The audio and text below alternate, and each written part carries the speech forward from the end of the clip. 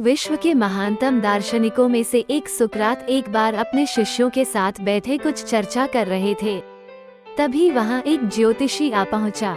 वो सबका ध्यान अपनी ओर आकर्षित करते हुए बोला, मैं ज्ञानी हूँ, मैं किसी का चेहरा देखकर उसका चरित्र बता सकता हूँ। बताओ तुम में से कौन मेरी इस विद्या को परखना चाहेगा?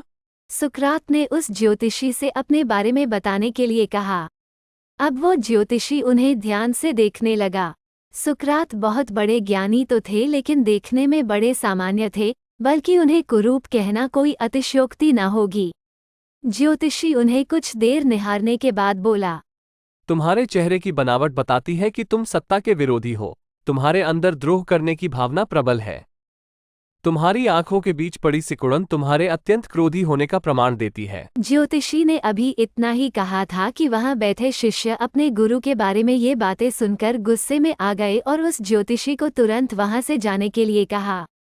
पर सुकरात ने उन्हें शांत करते हुए ज्योतिषी को अपनी बात पूर्ण करने के लिए कहा।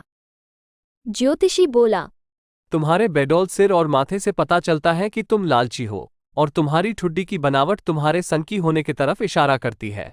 इतना सुनकर शिष्य और भी क्रोधित हो गए, पर इसके उलट सुकरात प्रसन्न हो गए और ज्योतिषी को इनाम देकर विदा किया। शिष्य सुकरात के इस व्यवहार से आश्चर्य में पड़ गए और उनसे पूछा, गुरुजी, आपने उस ज्योतिषी को इनाम क्यों दिया, जबकि उसने जो कुछ भी कहा वो सब गलत है?